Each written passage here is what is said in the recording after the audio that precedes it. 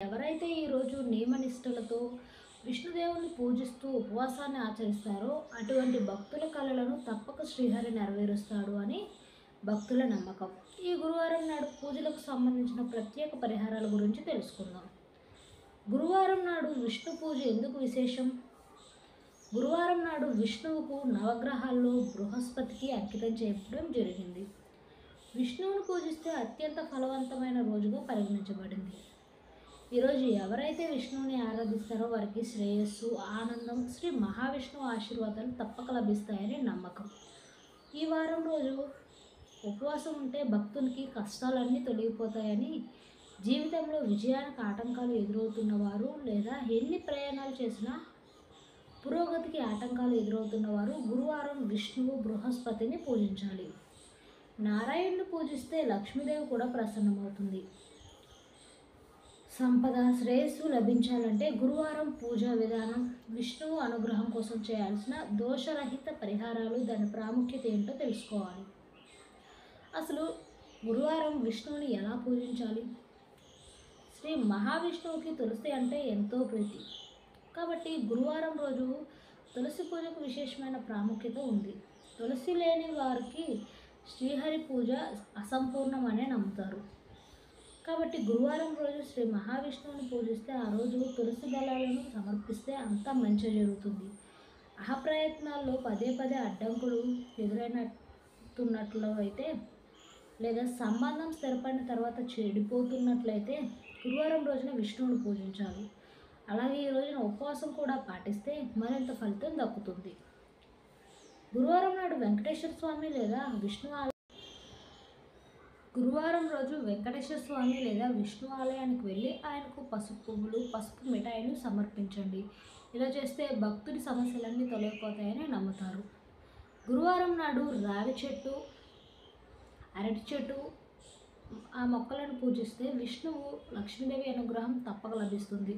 ఇలా చేయటం వల్ల భక్తుడికి ఎటువంటి ఆర్థిక సమస్యలు ఉన్నా తీరిపోతాయి. ఆర్థిక ఇబ్బందులు ఎదుర్కావు. గురువారం రోజు తప్పక పసుపు రంగు దుస్తులను ధరించండి. పూజ చేసే సమయంలో పసుపు రంగు ఆసనం మీద కూర్చోండి. ఈ పరిహారం చేస్తే భక్తుల జీవితంలో దేనిని కోరితే దానికి కొరత ఉండదని, జీవితంలో సమస్యలు ఎదుర్కోవాల్సిన అవసరం కాదని భక్తుల ప్రగాఢ విశ్వాసం. గురువారం మారితే ఆ రాశుల వారికి సమస్యలే. చిన్నపాటి పరిహారాలతో ఉపశమనం. జాతక చక్రంలో కానీ గ్రహ సంచారంలో కానీ గురువు అనుకూలంగా లేకపోతే అత్యధికంగా కష్ట నష్టాలు చుట్టుముట్టే అవకాశం ఉంటుంది. ఊహించని సమస్యలు ఎదురవుతాయి. మే 25 నుంచి గురువు మిథున రాశిలో సంచారం చేస్తున్న సందర్భంగా కొన్ని రాశులు ఎక్కువగా ప్రతికూల ఫలితాలు అనుభవించే అవకాశం ఉంది. దేవగురువు అయిన గురుగ్రహాన్ని ప్రసన్నుడిని చేసుకోవడానికి, శాంతింపజేయడానికి ఈ రాశుల వారు తప్పకుండా పరిహారాలు పాటించడం మంచిది. మేషం, కర్కాటకం, కన్య, వృశ్చికం, మకరం, మీనరాశుల వారు ఎంత జాగ్రత్తగా ఉంటే అంత మంచిది. ధనకారకుడు, అదృష్టకారకుడు అయిన గురువు కొన్ని పరిహారాలకు తేలికగా లొంగిపోతాడు. మేషం, ఈ రాశికి గురువు తృతీయ స్థానంలో ప్రవేశిస్తున్నందువల్ల పురోగతి స్తంభించిపోయే అవకాశం ఉంటుంది.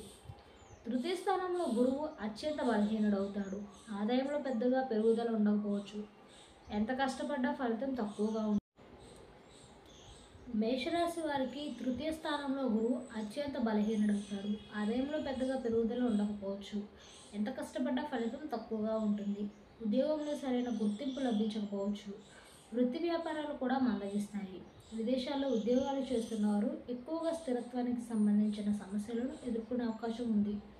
కర్కాటక రాశి, ఈ రాశి వారికి వ్యయం స్థానంలో గురువు సంచారం వల్ల చేతిలో డబ్బు నిలవని పరిస్థితి ఏర్పడుతుంది.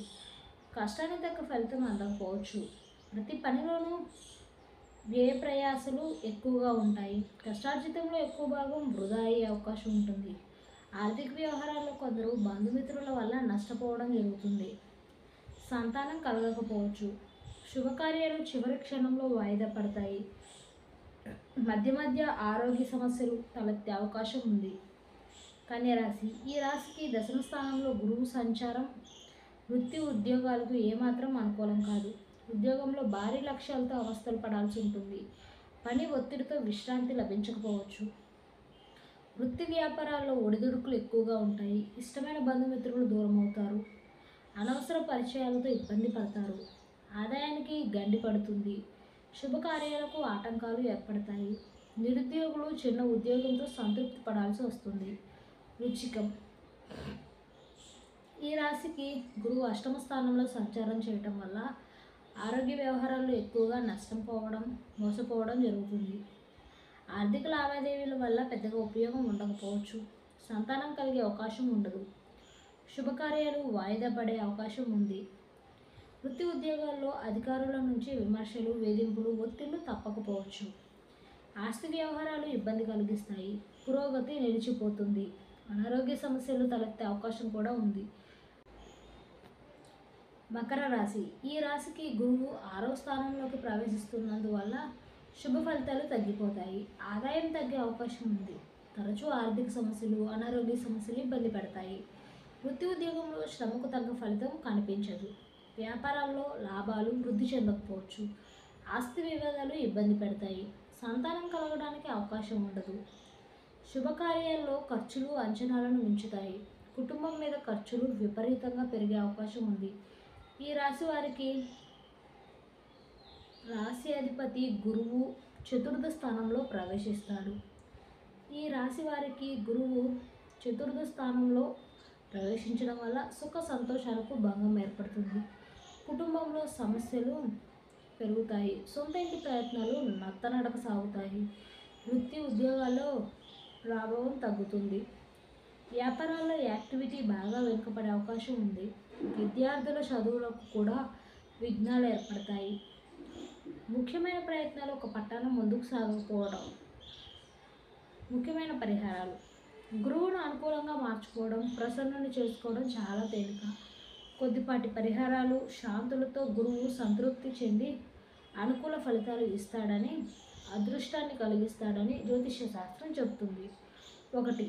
మంత్రోపదేశం చేసిన గురువులను, పాఠాలు చెప్పిన టీచర్లను, బుద్ధులు శుద్ధులు చెప్పిన పెద్దలను, తల్లిదండ్రులను గౌరవించడం వల్ల గురువు అనుగ్రహం పొందుతారు. 2. సుందరకాండ, భగవద్గీత, విష్ణు సహస్రనామ స్తోత్రం, దత్తాత్రేయ స్తోత్రం, యోగులు, సర్వసంగ పరిత్యాగులు తదితర ఆధ్యాత్మికవేత్తల చరిత్రలు పఠించడం వల్ల గురువు అనుగ్రహానికి పాత్రులవుతారు. 3. తెల్లని దుస్తులు, గోధుమ రంగు దుస్తులు ధరించడం వల్ల గురువు అనుకూలంగా మారటం జరుగుతుంది.